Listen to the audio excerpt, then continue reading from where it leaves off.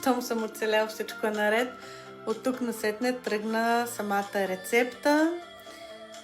Но това, което аз си правя, то няма кой да ми го вземе, защото аз си знам начина, рецептите, тези неща ги предавам и в обучение енергийно прераждане на душата, защото всичко, което сътворяваме за дадена душа, винаги се случва през интуицията на човека. Тя трябва да бъде чиста и изчистена. Към това масло, за да има този ефект, който желаем, нали, се добавя масло от чаяно дърво.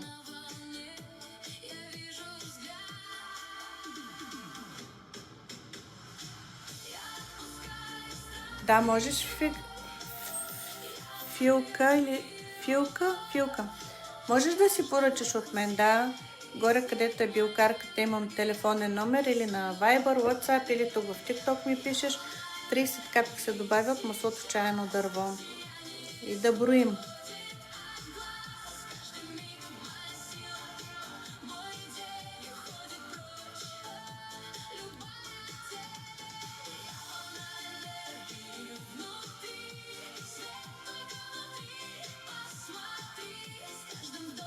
Готово. Изключително силно масло, изключително добро. Ще кажа и пак казвам, когато приключа с това, нали, пак си казвам думички, които да насочват самата енергия да бъде за лек, за изцеление на човека. Има си начин как се ползва това базово масло, къде се нанася, по какъв начин, така че когато човека се свърже с мен, аз се го консултирам, съответно за проблема, който има, къде и как да си го ползва. После ще си добавя и молитвичките за всяко едно от тези шишенца. Това е малкото.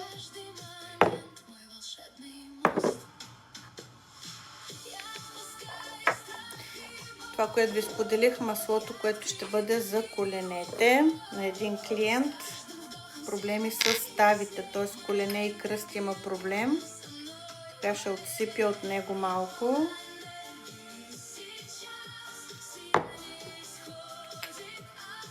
Това масло за стави, хора. Абе,